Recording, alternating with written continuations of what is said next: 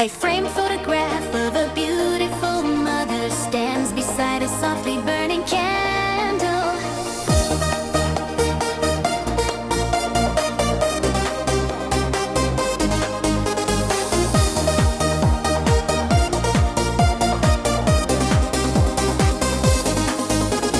Rumi stands alone in an empty hall, flutter cold, distant light. Rumi gently touches the glass. As if caressing her mother's cheek, she pulls a small, slightly crumpled flower from her pocket. Rumi carefully places the flower beside the candle, eyes full of sorrow. Rumi suddenly flinches, sensing something, then slowly turns around. The front door bursts open as Gina enters, carrying Mira inside. Warm light surrounds them as Mira laughs, hugging Gina's neck proudly. Rumi looks them, steps forward smiling, expecting warmth or greeting. Gina walks past Rumi, absorbed in Mira's excited story starting. Rumi's smile slowly fades, her eyes filling with quiet tears. Happy memory, mother and Gina kneel while little Rumi dances joyfully. Gina lifts Rumi, kisses her lovingly, pure happiness filling the moment. Rumi now stands alone, center room as Gina and Mira fade away. Overwhelmed, Rumi runs outside into the courtyard, emotions breaking free. Gina sets Mira down gently, carefully fixing her hair with care. Rumi watches from afar, hidden behind the bush stone column. Gina leads Mira toward the garden. Rumi follows behind, head lower. Rumi stops beside rose bushes, a single tear sliding down. Mira and Rumi remain alone together inside the quiet room. A very expensive, beautiful vase stands prominently on the small table. Mira starts spinning playfully near the vase, careless and excited. Rumi waves frantically, shouting for caution, fear clearly on her face. Mira accidentally strikes the vase with her elbow. The vase falls as Rumi reaches desperately, trying to catch it. The vase shatters loudly into countless fragments across the floor. Silence follows as both girls stare at the broken shards. Terrified, the door flies open as a worried Gina rushes inside.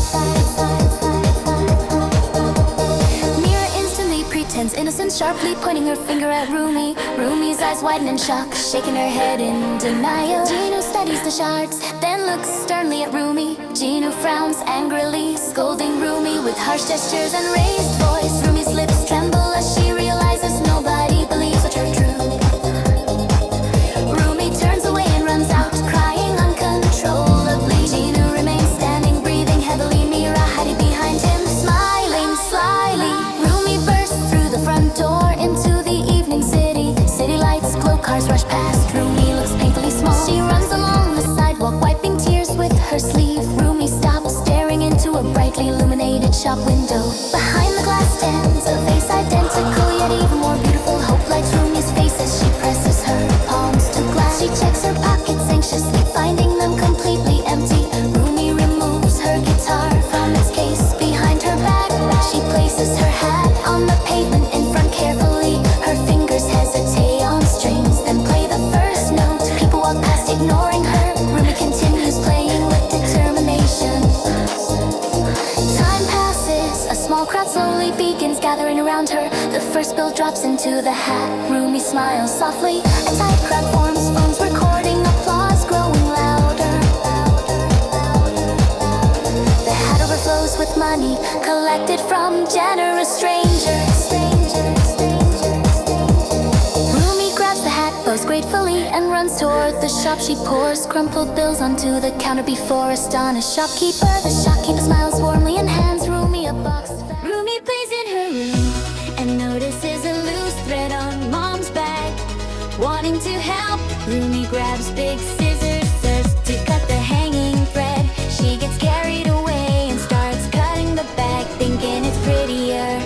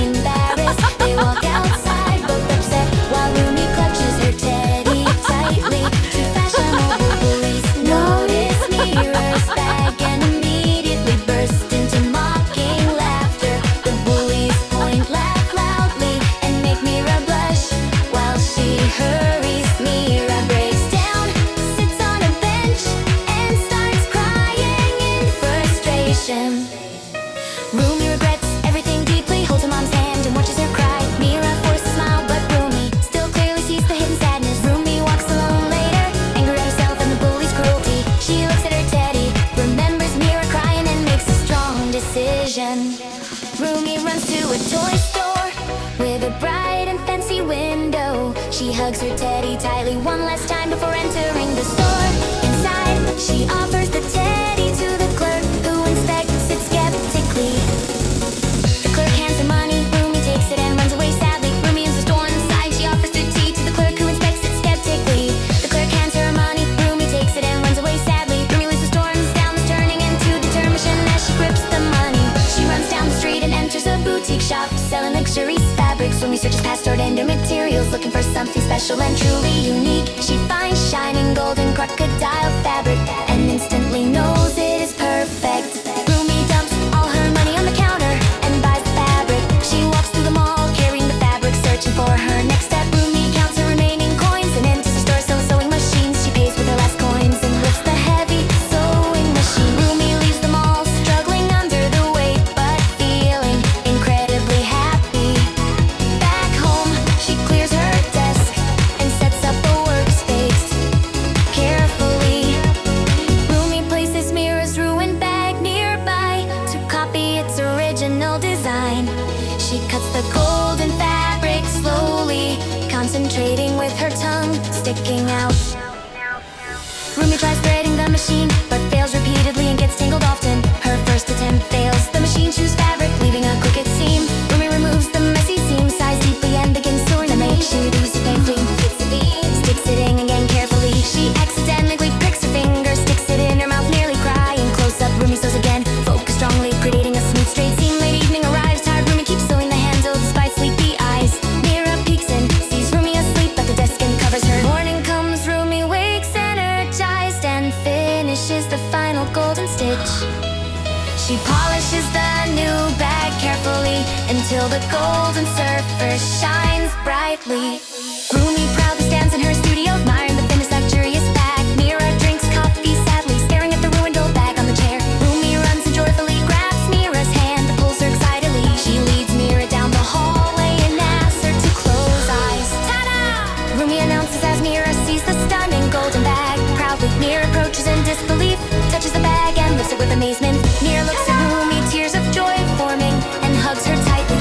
Rumi pushes Mira toward the wardrobe, insisting she gets fully dressed up. Mira sits at the mirror, Rumi hands lipstick as Mira applies it. Rumi helps Mira zip the elegant golden dress, leave for the reveal. Mira stands stunningly in gold, holding the new bag. Rumi watches proudly.